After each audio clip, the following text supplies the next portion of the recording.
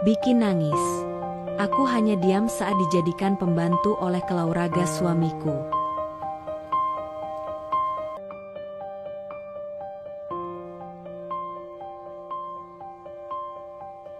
Nur, ini kok masih kotor mejanya, belum kamu bersihkan ya? Suara melengking ibu mertuaku, Bu Widya, memecah keheningan pagi. Aku yang sedang membereskan piring-piring sarapan segera menoleh, berusaha tetap tenang.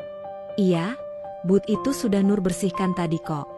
Bu, jawabku pelan. Suaraku hampir bergetar, tapi aku berusaha meredam perasaanku.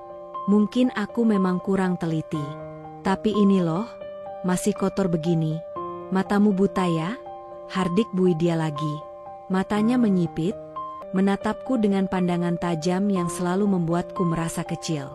Iya, but ini Nur segera bersihkan, kataku cepat-cepat. Tanganku meraih lap yang ada di meja, menggosok-gosok bagian yang dikatakannya masih kotor.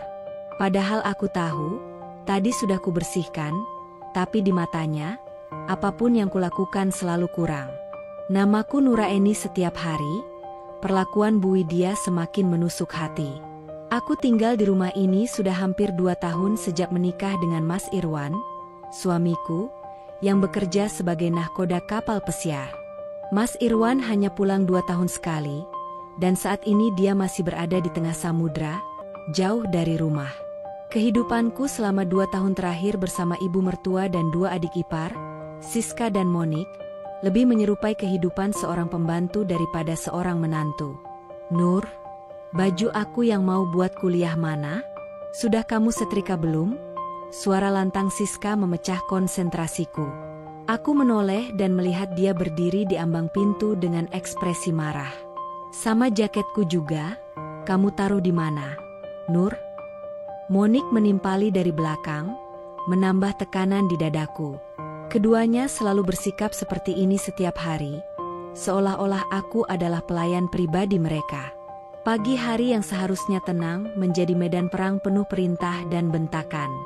Setiap sudut rumah ini seakan mengingatkanku pada statusku yang tak lebih dari seorang pembantu di mata mereka. Habis ini Nur setrika ya dek? Jawabku sambil berusaha sekuat tenaga menahan air mata. Tak ada waktu untuk diriku sendiri. Pekerjaan rumah tak pernah habis. Dan celakanya, aku tak pernah mendengar ucapan terima kasih. Siska mendengus, lalu pergi tanpa sepatah kata lagi. Monik hanya menatapku dengan sinis sebelum ikut pergi ke kamarnya. Tak ada seorang pun yang menganggapku sebagai bagian dari keluarga di rumah ini. Aku bukan menantu, aku hanya seorang yang diperlakukan tanpa rasa hormat. Tapi semakin hari, semakin sulit untuk terus berpura-pura. Tekanan yang kualami dari Bu Widya, Siska, dan Monik mulai memengaruhi kesehatanku.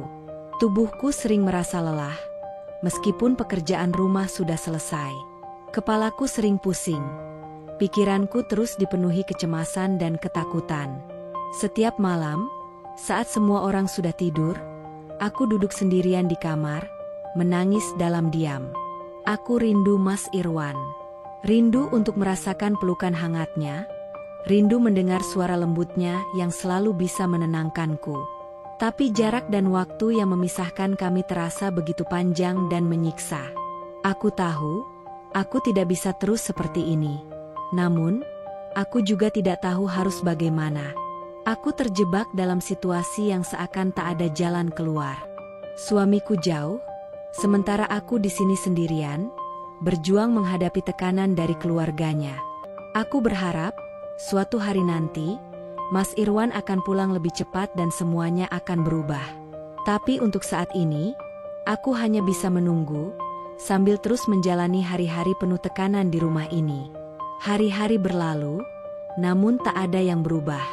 Setiap pagi dimulai dengan tekanan yang sama, seakan semua kesalahan dunia tertumpah padaku. Meski aku sudah bekerja sekuat tenaga, di mata mereka, aku tetap tak pernah cukup. Tak peduli berapa banyak usaha yang kuberikan, aku tetap dianggap tak becus. Nur, kamu ini bodoh banget ya. Baju ini kok masih ada bekas sabunnya? Kamu bisa kerja gak sih? Hardik Siska suatu pagi, suaranya menusuk telinga. Ia memegang kaos putih yang baru saja kucuci, menunjukkan bagian yang sedikit berbusa di salah satu sudut. Aku terdiam, menatap pakaian itu dengan lelah. Pagi itu, aku sudah bangun sejak subuh, menyiapkan sarapan, mencuci piring, menyapu, dan masih harus berhadapan dengan setumpuk baju kotor yang mereka lemparkan di lantai kamar. Tapi seakan semua kerja keras itu tak ada artinya. Maaf, Dek. Mungkin tadi kurang bilas. Jawabku lemah, mencoba menjaga suaraku tetap stabil. Siska hanya mendengus, melempar baju itu ke arahku tanpa rasa hormat. Maaf, bacane kayak wong kemlipik. Enak aja sudah salah cuma bilang maaf aja, ini baju mahal tahu. Katanya dengan nada seolah aku ini budaknya. Tak ada jeda untukku beristirahat. Setelah mencuci baju, pasti ada saja pekerjaan lain yang menunggu. Setiap sudut rumah ini penuh dengan tuntutan, seolah tanganku tak boleh berhenti bergerak. Siska dan Monik selalu bersikap seperti ini, menyuruhku dengan perintah-perintah yang datang bertubi-tubi, seakan aku harus siap melayani mereka kapan saja. Setiap kali aku mendengar suara tawa mereka, dadaku terasa sesak.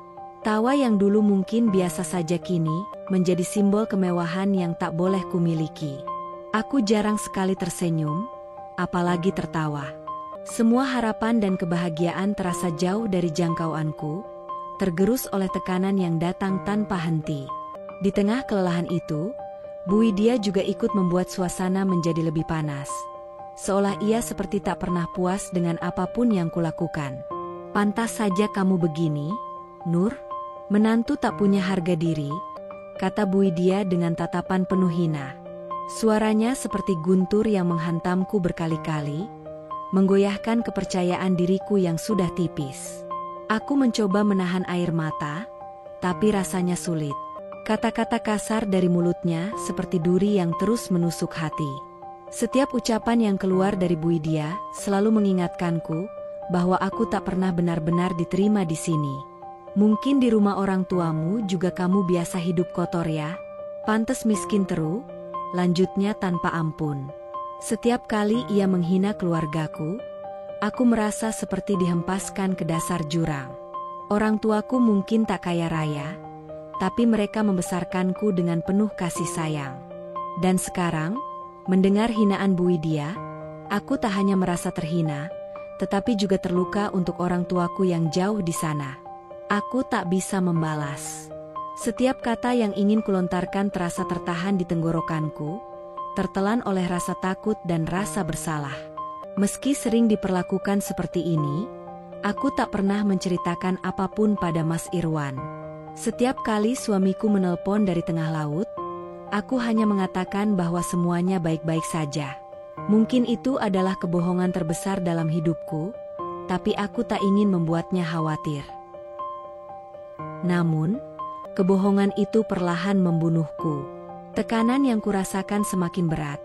Setiap hari bagaikan siksaan mental yang tak ada habisnya.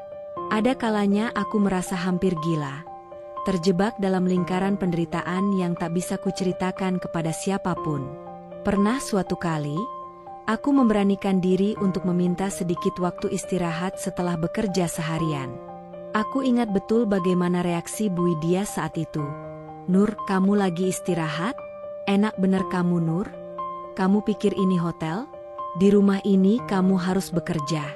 Jangan bermimpi jadi perempuan manja yang bisa leha-leha, katanya dengan nada sinis.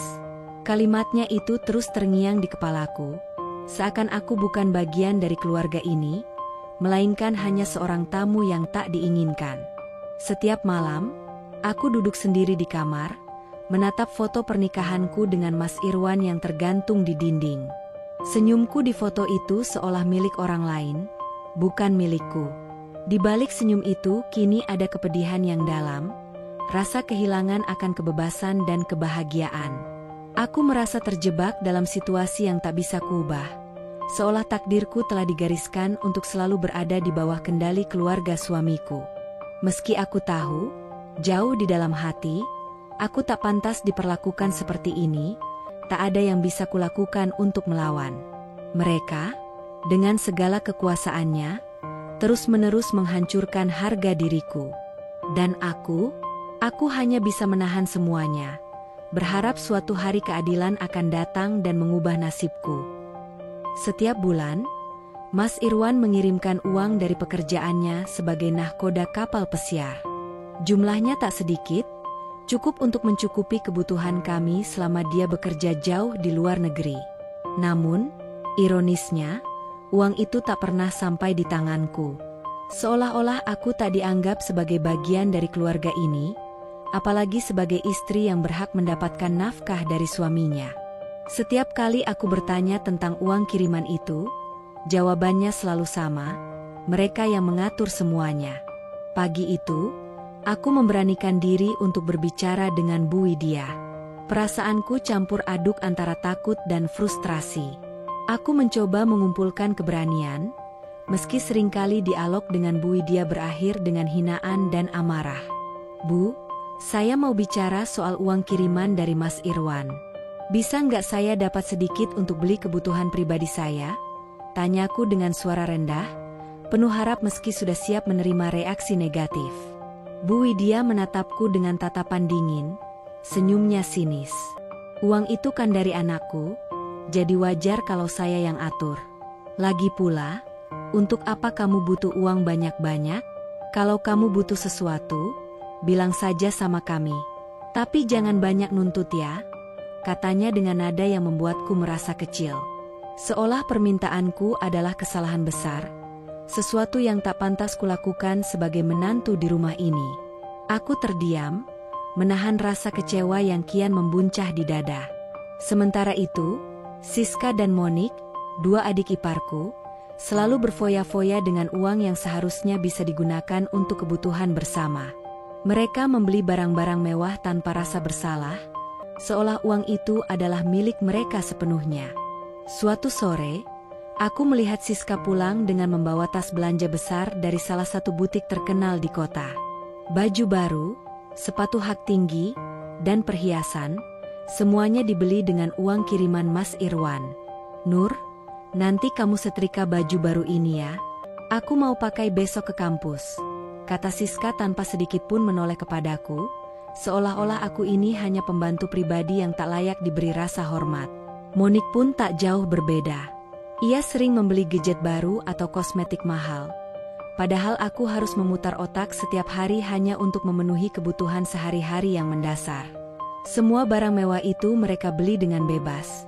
Sementara aku tak punya akses sama sekali ke uang yang dikirim suamiku. Dek, belanjaannya banyak banget ya. Apa itu dibeli dari uang yang dikirim Mas Irwan? Tanyaku suatu hari, mencoba menanyakan hal yang sebenarnya sudah jelas jawabannya. Monik hanya melirikku sambil memainkan ponselnya yang baru. Ngomong apa tadi? Sudah berani ya kamu tanya-tanya seperti itu? Jawabnya sambil lalu, seolah aku tak layak tahu apa-apa soal pengeluaran mereka. Tak pernah ada jawaban yang memuaskan. Hanya tatapan dingin dan perintah-perintah yang semakin membuatku merasa tak dihargai. Setiap kali aku ingin meminta sesuatu untuk diriku sendiri, entah itu sekadar pakaian dalam baru atau perlengkapan pribadi lainnya, jawaban Bu Widya selalu membuatku merasa bersalah. Nur, kamu jangan sok butuh ini itu.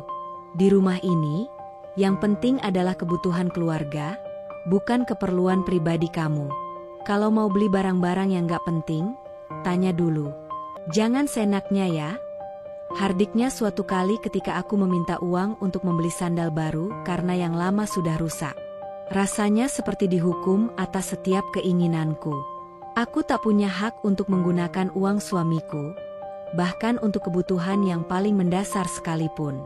Sementara itu, Bu Widya, Siska, dan Monik hidup nyaman dengan segala kemewahan yang dibeli dari keringat Mas Irwan. Ada kalanya, di malam yang sunyi, aku duduk sendiri di kamar dan bertanya dalam hati, apakah suamiku tahu apa yang terjadi di sini? Apakah Mas Irwan sadar bahwa uang yang dikirimkannya tak pernah sampai di tanganku? Setiap kali ia menelepon, aku selalu berusaha terdengar tenang, mengatakan bahwa semuanya baik-baik saja karena aku tak ingin membebaninya. Namun, dalam kenyataannya, aku hidup dalam kesulitan dan tekanan. Aku tak tahu sampai kapan bisa bertahan. Di sisi lain, Bu Widya semakin menjadi. Setiap kali ada pembelian besar, entah itu perabot baru atau baju mahal untuknya sendiri, ia selalu berdalih bahwa uang itu untuk keluarga. Ini semua demi kebaikan kita bersama, Nur. Kamu tak perlu banyak tanya. Kalau mau hidup enak, ikut saja aturan rumah ini, katanya suatu hari ketika ia pulang membawa sofa baru. Sofa itu begitu mewah, berwarna merah marun dengan hiasan keemasan di bagian pinggirnya.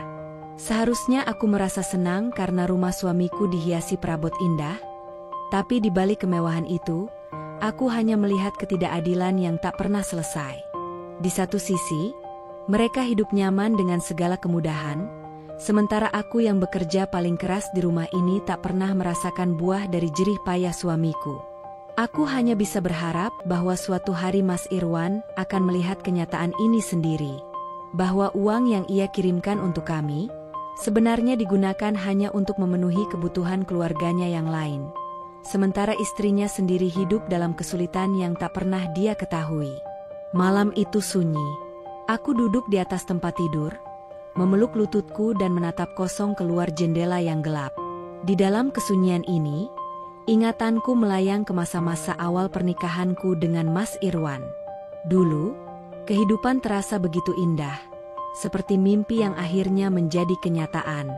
Saat itu, aku hanyalah seorang gadis kampung yang tak pernah bermimpi akan menikahi seseorang seperti Mas Irwan. Pertemuan kami terjadi begitu saja, tanpa rencana. Mas Irwan sedang ada tugas kuliah di kampungku sebagai bagian dari proyek lapangan yang harus ia selesaikan sebelum wisuda.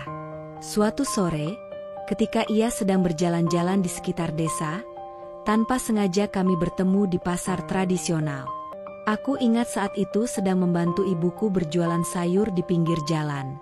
Tatapannya yang hangat dan senyumnya yang ramah langsung menarik perhatianku. Aku tak menyangka pria kota seperti Mas Irwan bisa begitu ramah kepada orang sepertiku. Kami mulai sering berpapasan, dan perlahan-lahan obrolan singkat di pasar berkembang menjadi percakapan yang lebih panjang. Dia selalu menyempatkan diri mampir saat berada di pasar, sekadar membeli minuman dan berbincang ringan tentang kehidupannya di kota, tentang cita-citanya menjadi nahkoda kapal besar yang akan berkeliling dunia. Aku merasa sangat terpesona dengan mimpi-mimpinya. Bagiku, itu semua terdengar seperti dongeng yang tak mungkin kuraih. Tapi Mas Irwan membuat semuanya terasa begitu dekat dan nyata. Meskipun aku hanya seorang anak yatim yang tinggal bersama ibuku dan dua kakakku di rumah kecil yang sederhana, Mas Irwan tidak pernah mempermasalahkannya.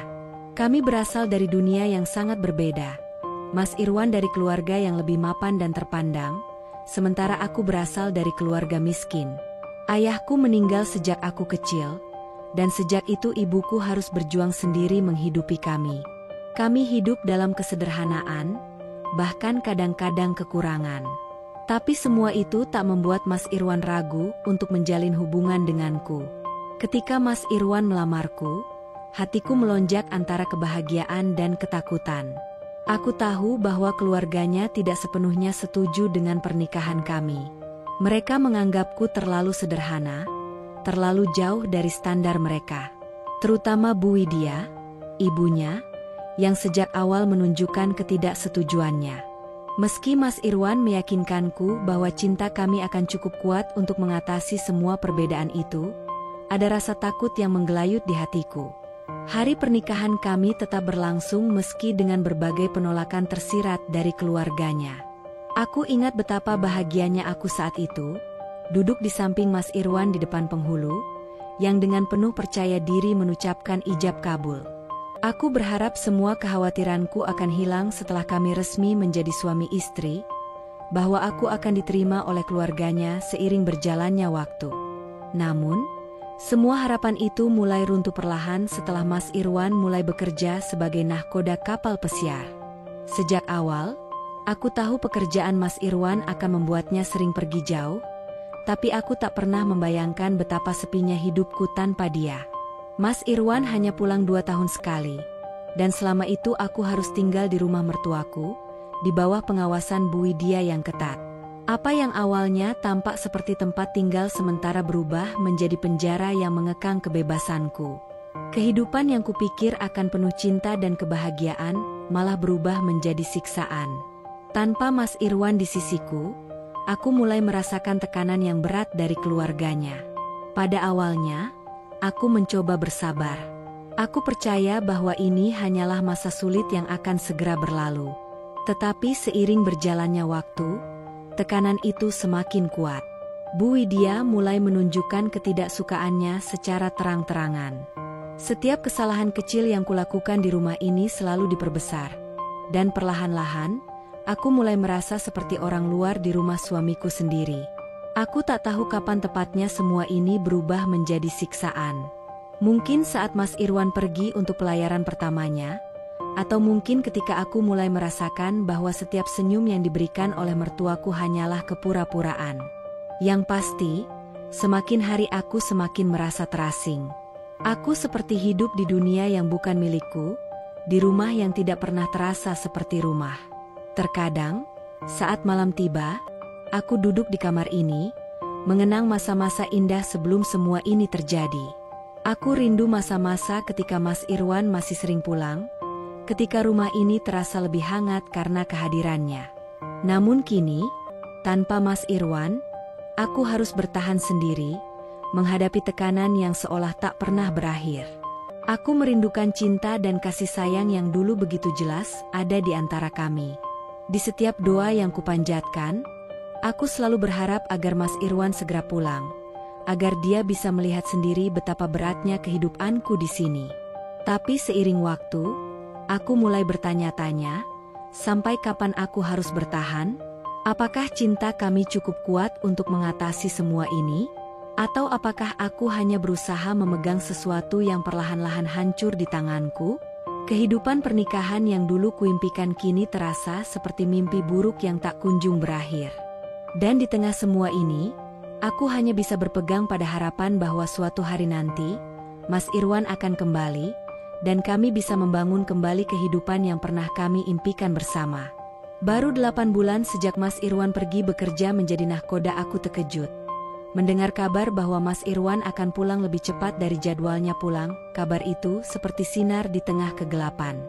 Di telepon, suaranya terdengar penuh semangat. "Aku rindu kamu, sayang," katanya dengan nada lembut yang sudah lama tak kudengar. "Aku ingin memberi kejutan. Aku sudah atur semuanya, besok aku sampai di rumah." Jantungku berdebar-debar mendengar itu. Aku tersenyum sambil menahan air mata yang hampir jatuh.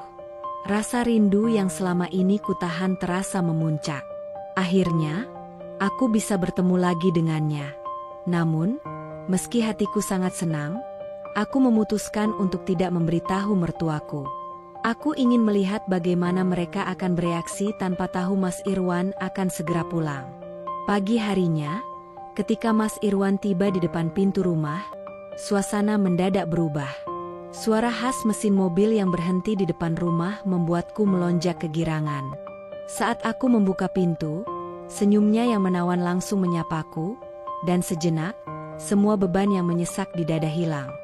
Aku berlari ke arahnya, memeluknya erat seolah-olah tak ingin melepasnya lagi. Mas Irwan terlihat lelah, namun senyum hangatnya tetap terpancar.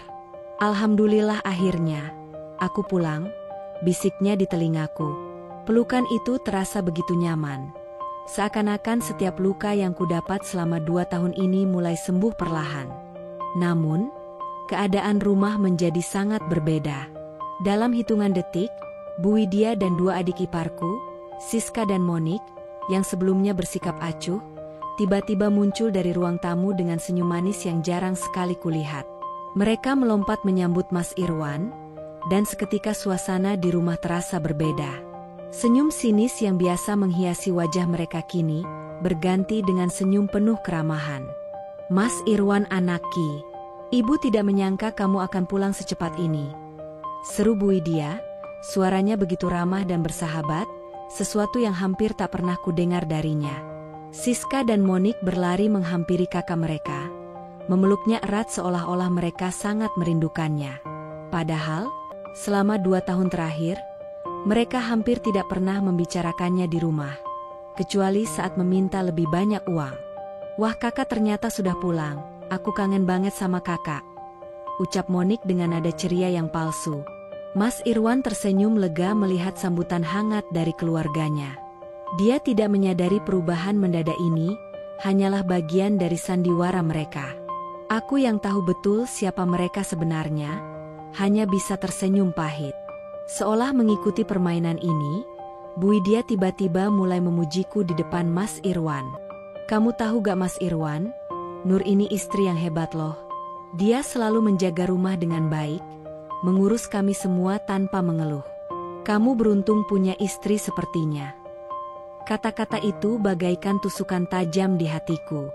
Pujian yang sebelumnya tak pernah ada, kini diucapkan dengan lantang seolah-olah mereka selalu memperlakukan aku dengan baik. Aku hanya bisa tersenyum tipis, berusaha tidak menunjukkan kekecewaanku. Di dalam hatiku, aku tahu ini hanyalah akting.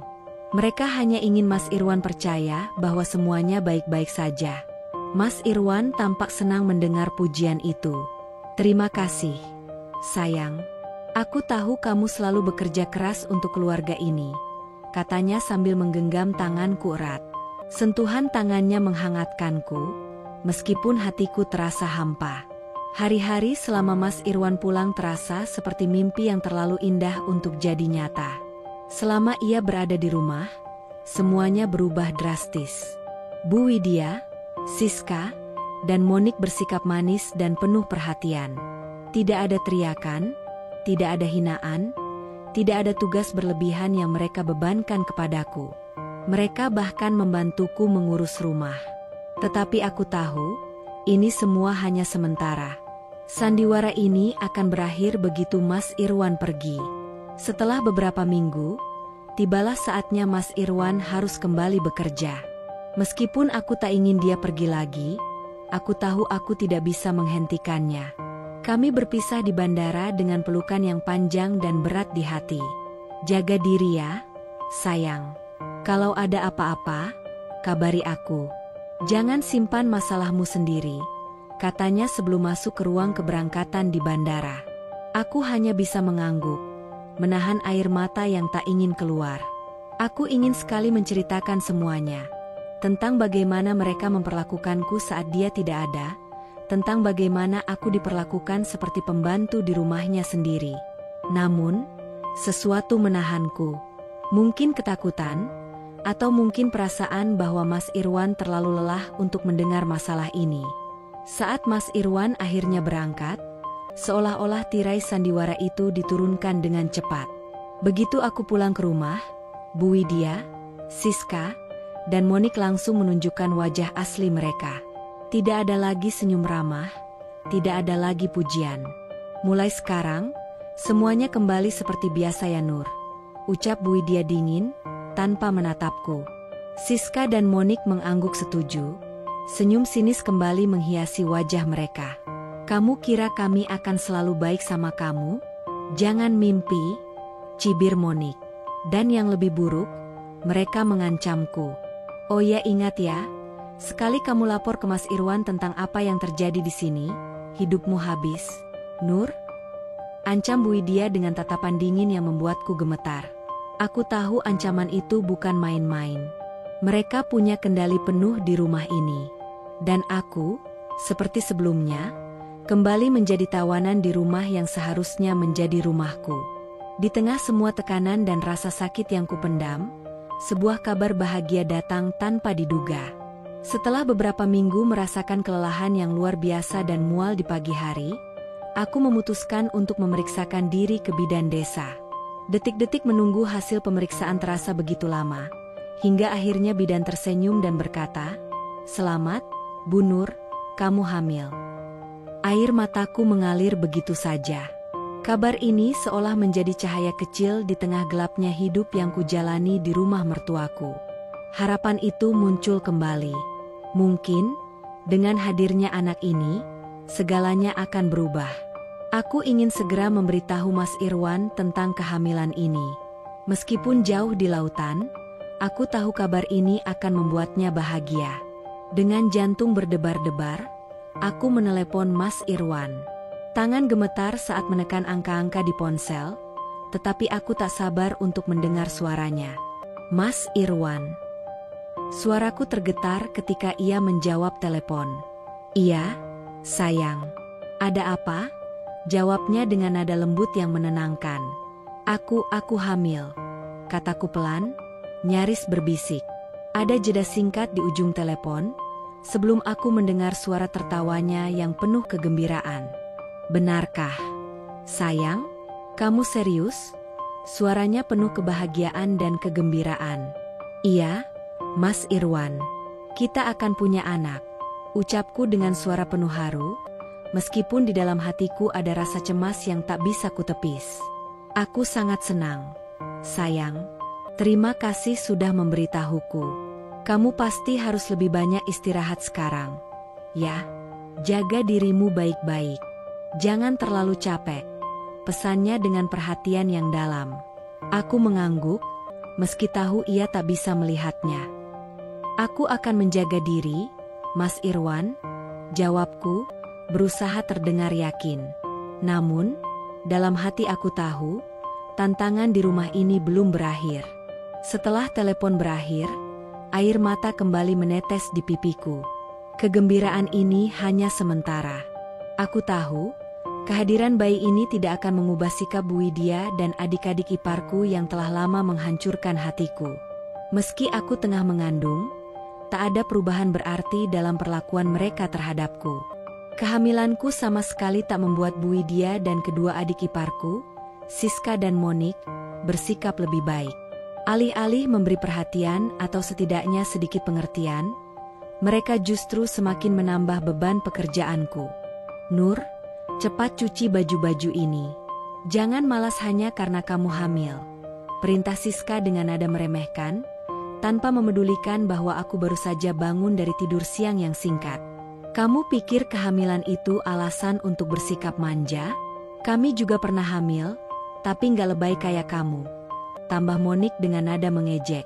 Setiap hari, pekerjaan rumah terus menumpuk. Mencuci, membersihkan lantai, memasak, dan mengurus segala keperluan rumah tetap harus kulakukan. Meskipun tubuhku semakin lemah dari hari ke hari. Suatu hari, aku merasa sangat lelah setelah membersihkan seluruh rumah dan mengurus cucian sepanjang hari.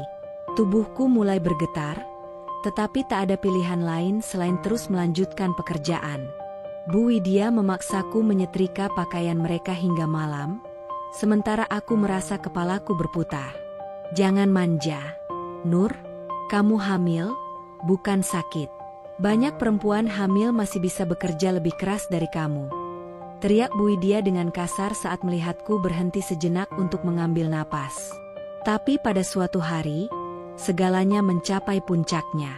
Pagi itu, aku dipaksa membersihkan rumah dari pagi hingga sore tanpa jeda. Setiap langkah terasa begitu berat, tapi Bu Widya terus memaksaku bekerja. Jangan duduk-duduk saja, Nur, rumah ini harus bersih, katanya sambil menunjuk lantai yang sudah kubersihkan 2 kali. Sekitar tengah hari, tubuhku benar-benar tak sanggup lagi. Aku merasa pusing luar biasa, penglihatanku mulai kabur, dan akhirnya, tanpa bisa kucegah, aku ambruk di lantai dapur. Keringat dingin mengalir di sekujur tubuhku, dan rasa sakit yang tajam menjalar di perutku. Ketika kesadaranku mulai memudar, yang bisa kuingat adalah suara jeritan Siska. Bu, Nur pingsan. Ketika aku sadar, aku sudah terbaring di tempat tidur. Tubuhku terasa sangat lemah, dan perutku masih terasa nyeri. Tak ada yang merawatku dengan lembut atau menanyakan bagaimana keadaanku. Bu Widya hanya berdiri di samping tempat tidurku dengan tatapan dingin. Jangan manja, Nur, baru segitu aja udah merasa sakit. Ingat, ini rumahku, kamu hanya menumpang. Kamu punya tanggung jawab untuk mengurus rumah ini, bukan hanya mikirin dirimu sendiri, katanya dengan nada yang benar-benar menghancurkan hatiku. Aku terdiam, terlalu lemah untuk membalas. Air mata mengalir, tapi aku hanya bisa memejamkan mata, berharap rasa sakit ini segera berakhir. Di dalam hatiku, aku tahu bahwa anak yang kukandung adalah satu-satunya alasan aku terus bertahan. Namun, Hari demi hari, perlakuan mereka semakin membuatku ragu apakah aku bisa melewati semua ini. Hari itu adalah puncak dari semua siksaan yang telah kuterima selama tinggal di rumah mertuaku. Setelah tanpa sengaja menjatuhkan vas bunga kesayangan Bu Widya saat membersihkan ruang tamu, kemarahan wanita itu meledak seperti bom yang sudah lama ditahan. Dasar ceroboh. Kamu nggak pernah bisa melakukan apapun dengan benar. Teriaknya sambil menunjuk ke arah pecahan vas yang berserakan di lantai. Aku tak sempat berkata apa-apa sebelum Bu Widya melanjutkan amarahnya. Kamu tak ada gunanya di rumah ini. Keluar dari sini. Sekarang juga, bentaknya sambil mendorongku ke pintu. Monik dan Siska hanya berdiri menonton, seolah menikmati penghinaan yang dilontarkan ibunya padaku. Tak punya pilihan lain, aku bergegas mengemasi beberapa barang seadanya. Air mata mengalir tak terbendung saat aku berjalan keluar rumah itu, membawa koper kecil yang berisi beberapa pakaian dan barang-barang pribadiku. Hati ini hancur, aku tak tahu harus kemana. Namun, di sisi sesuatu yang tak terduga terjadi. Mas Irwan, yang seharusnya masih di tengah pelayaran, tiba-tiba merasa gelisah. Selama beberapa hari terakhir, perasaannya terasa tidak tenang. Ia tak bisa menjelaskan mengapa, tetapi ada sesuatu yang membuatnya memutuskan untuk pulang lebih cepat dari jadwal, tanpa memberitahu siapapun. Saat taksi yang ditumpanginya berhenti di depan sebuah toko roti tak jauh dari rumah kami, pemandangan mengejutkan menyambutnya. Dari dalam mobil, Mas Irwan melihatku keluar dari rumah dengan wajah sedih, membawa koper dan beberapa barang di tanganku. Dia segera meminta sopir taksi untuk berhenti. Aku sedang berjalan di trotoar dengan langkah berat ketika tiba-tiba mendengar suara yang sangat familiar memanggil namaku. Nur. Suara itu membuatku berhenti dan menoleh. Mas Irwan berlari ke arahku dengan tatapan penuh keterkejutan dan kekhawatiran.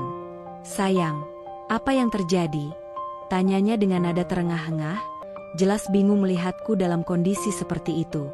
Air mata yang kutahan akhirnya pecah. Dengan suara terbata-bata, aku menceritakan semuanya. Tentang bagaimana Bu Widya dan kedua adik iparku menyiksaku. Menyuruhku melakukan semua pekerjaan rumah meski aku sedang hamil, hingga akhirnya aku diusir setelah kejadian vas bunga itu. Mas Irwan mendengarkan dengan wajah yang semakin memerah menahan amarah. Dia menggenggam tanganku erat, seolah mencoba menenangkan diri. Kita ke rumah sekarang. Ini sudah keterlaluan, katanya dengan nada tegas, namun aku bisa merasakan ketegangan di suaranya. Mas Irwan selalu sabar, tetapi kali ini jelas ia sangat marah. Sesampainya di rumah, Bu Widya, Siska, dan Monik tampak kaget melihat Mas Irwan masuk dengan wajah yang tegang. Mereka tidak menyangka Mas Irwan akan pulang tanpa pemberitahuan. Mas Irwan kok pulang tiba-tiba? Ada apa, Nak? Bu Widya mencoba menyambutnya dengan senyum palsu, berpura-pura tak terjadi apa-apa. Mas Irwan memandang mereka dengan tatapan dingin. Di mana Nur? Tanyanya dengan nada datar namun tegas, membuat suasana tiba-tiba hening. Siska dan Monik saling pandang, sementara Bu Widya mencoba mencari alasan. Oh itu, Mas Irwan. Nur kabur dari rumah.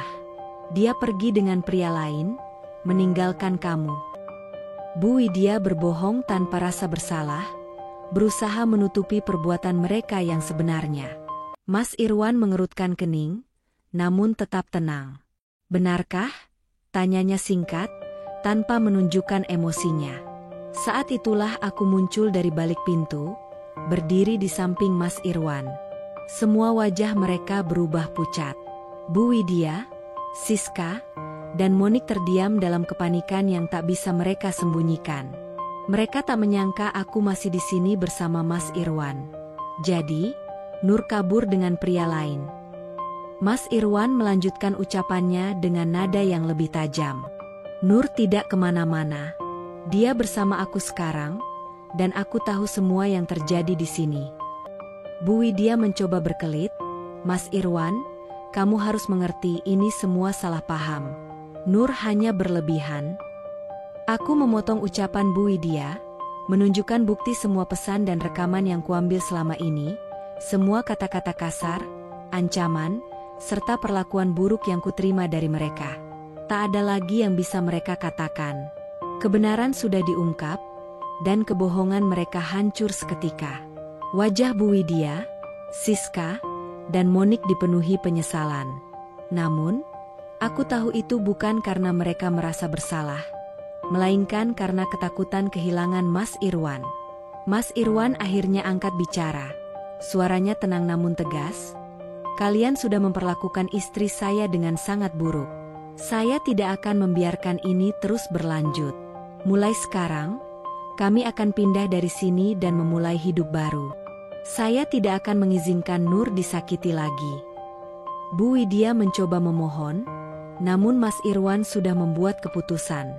Kami meninggalkan rumah itu, meninggalkan semua kenangan pahit yang selama ini menjeratku. Untuk pertama kalinya, aku merasa bebas, dan Mas Irwan mendukungku sepenuhnya. Kami memulai lembaran baru, jauh dari bayang-bayang keluarga yang selama ini hanya membawa penderitaan. Meskipun luka di hatiku belum sepenuhnya sembuh, aku tahu aku bisa melalui ini semua dengan Mas Irwan di sisiku. Hidup baru kami adalah awal dari kebahagiaan yang selama ini kuimpikan, kebahagiaan yang akhirnya bisa kurasakan setelah bertahun-tahun menderita.